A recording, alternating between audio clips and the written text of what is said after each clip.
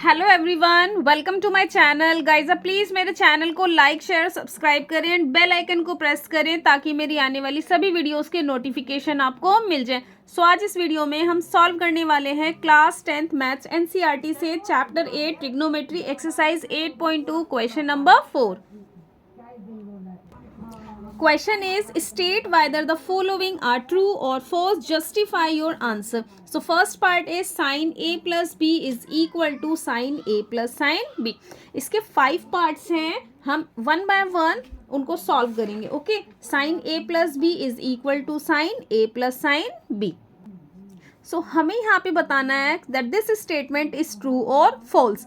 अब देखिए a plus b क्या है हमारे पास यहाँ पे एंगल्स हैं, तो एंगल्स में हम क्या कर सकते हैं यहाँ पे take any value for A and B की हम कोई भी वैल्यूज यहाँ पे ले सकते हैं। अब मैं आपको समझाती हूँ। देखिए अगर हम यहाँ पे ए की वैल्यू 30 लेंगे एंड बी की वैल्यू हम यहाँ पे अगर 45 डिग्री लें, सो देखिए अगर हम यहाँ पे a प्लस बी करते हैं सो वो हमें 30 प्लस 45 इज इक्वल टू 75 मिलेगा। जबकि 75 की वैल्यू तो हमने ट्रिग्नोमेट्रिक टेबल में पढ़ी ही नहीं थी। वहाँ पर हमारे पास वैल्यू कितनी थी, 0 डिग्री की वैल्यू थी, 30 डिग्री की वैल्यू थी, 45 था, 60 था एंड वहाँ पर हमारे पास 90 डिग्री थे। 75 हमारे पास वैल्यू ही नहीं थी। सो इसीलिए हम यहाँ पे ए और बी की जो वैल्यू चूज करेंगे वो इस तरह से करेंगे कि उन दोनों का सम यहाँ पे करके भी हमें ट्रिग्नोमेट्रिक टेबल से उस नंबर की वैल्यू मिल जाए। सो हम यहाँ पे क्या करते हैं, a is equal to let a is equal to 30 degree लेते हैं and b is equal to 60 degree. अब देखिए sine a 30 degree plus 60 degree is equal to sine 30 degree plus sine b 60 degree. Sine 30 plus 30 plus 60 sine 90 degree. Sine 30 की value कितनी होती है 1/2, sign 60 की value √3/2 and sine 90 की value कितनी होती है 1। So 1 is equal to 1 plus √3/2 which is not equal to, so the statement is false. तो यहाँ पर हम इसका आंसर राइट कर देंगे, the statement is false. Second part देखते हैं। देखिए second part is the value of sine theta increases at theta increases. हमें बताना है यहाँ पे कि साइन थीटा की वैल्यू बढ़ती जाती है जैसे थीटा की वैल्यू बढ़ती है। इसका मतलब जैसे थीटा हमारे पास फर्स्ट यहाँ पे 0 डिग्री है एंड थीटा की वैल्यू 30 डिग्री है, सो थीटा यहाँ पे इंक्रीज हो गया। सो इसका मतलब साइन 0 डिग्री की वैल्यू भी साइन 30 पर यहाँ पर हमारी इसकी वैल्यू ज़्यादा होगी। सो इसी तरह से हम सभी एंगल्स पर यहाँ पर वैल्यू को चेक करेंगे। देखिए सबसे पहले हम चेक करते हैं, देखिए साइन 0, यहाँ आंसर राइट करेंगे, sine 0 degree is equal to 0, sine 30 degree is equal to 1/2। 1/2 की वैल्यू कितनी होती है 0.5। नेक्स्ट है sine 45 degree is equal to 1/√2। जब हम इसको सॉल्व करेंगे कितना आएगा 1/1.414 इज इक्वल टू, तो इसको जब हम सॉल्व करेंगे कितना आएगा 0.707। आप इसको यहाँ पे डिवाइड करके देख लीजिएगा, मैंने यहाँ पे डायरेक्ट आंसर राइट कर दिया। ओके 0.707। नेक्स्ट है sine 60 degree is equal to √3/2। √3 की वैल्यू कितनी होती है 1.732/2। सो इसकी वैल्यू कितनी आएगी हमारे पास इसको सॉल्व करके 0.866 and sine 90 is equal to 1। अब देखिए 0 डिग्री पे 0, 30 पे 1/2 0.5, 45 पे 0.707, साइन 60 की वैल्यू 0.866, साइन 90 की value 1। So the statement is true, क्योंकि जैसे हमारा थीटा बढ़ रहा है साइन थीटा की वैल्यू भी वैसे ही हमारे यहाँ पे इंक्रीज हो रही है। सो स्टेटमेंट का आंसर कितना आ जाएगा यहाँ पे ट्रू। नेक्स्ट देखते हैं थर्ड पार्ट। यहाँ देखिए थर्ड पार्ट भी एज इट इज सॉल्व होगा जैसे हमने सेकंड पार्ट सॉल्व किया। हम क्या करेंगे, यहाँ पे थीटा की डिफरेंट डिफरेंट वैल्यूज पुट करेंगे 0 to 90 डिग्री एंड चेक करेंगे कहाँ पर हमारी कितनी वैल्यूज आती है। सो इसको देख लेते हैं एक बार।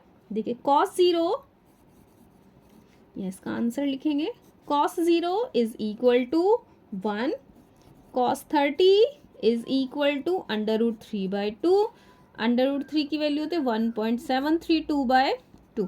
सो ये वैल्यू हमने ऊपर सॉल्व करी थी। 1.732/2 कितना आया था, 0.866। ओके, नेक्स्ट है हमारे पास cos 45, cos 45 is equal to 1/√2। इसकी भी वैल्यू कितनी होती है 1.414। अब इसको भी हमने ऊपर सॉल्व किया था, 1.414 कितना आया था 0.707।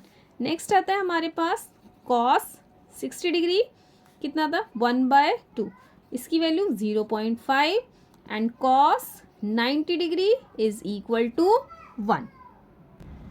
cos 90 degree is equal to 0 होता है। ओके, सो यहाँ देखिए कि cos थीटा की वैल्यू नहीं इंक्रीज हो रही जबकि थीटा हमारा इंक्रीज हो रहा है। ओके, cos थीटा की वैल्यू डिक्रीज हो रही है, जैसे कि 1 के बाद 0.866, उसके बाद 0.707, उसके बाद 0.5, उसके बाद 0, 1 से 0 पर आ गई, इसका मतलब डिक्रीज हो रही है। सो फाइनल आंसर राइट करेंगे हम यहाँ पे, hence the value of cos theta does not increase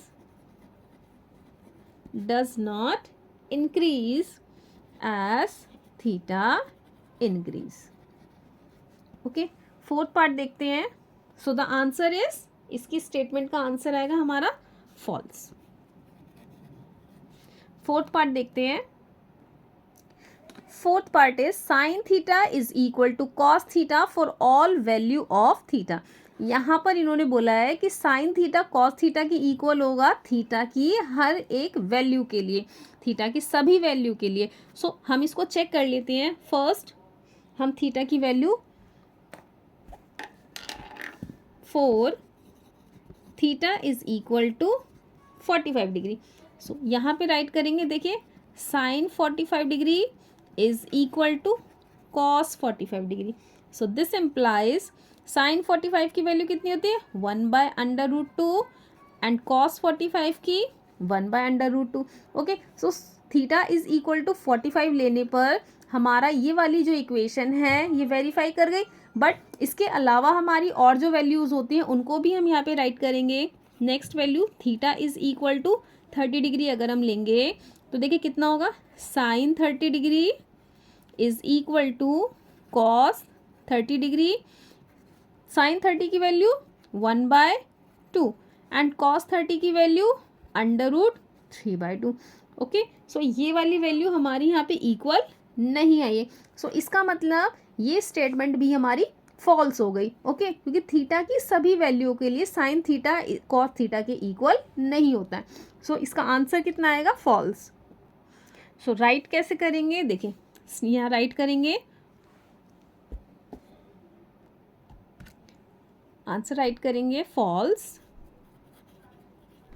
okay, false for the statement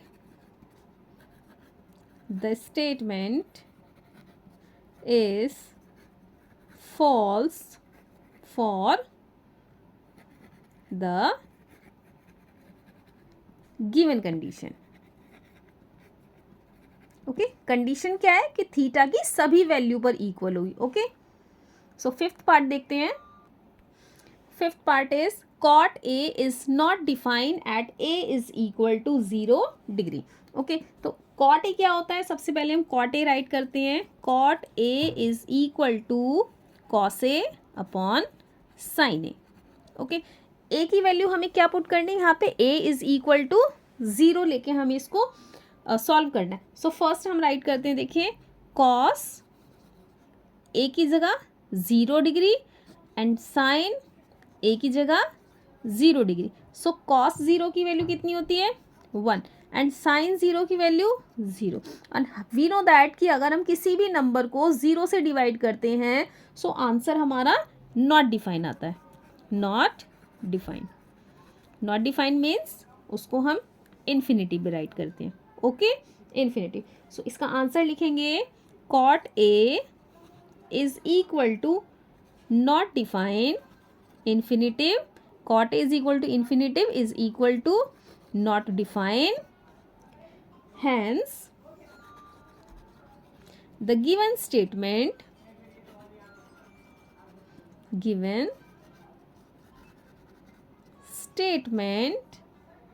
is true. Given statement is true. Okay. I hope कि ये सभी ट्रू फॉल्स आपको अच्छे से समझ में आएंगे. नेक्स्ट हम मिलते हैं एक्सरसाइज 8.3 के इंट्रोडक्शन पार्ट में. तब तक के लिए बाय बाय.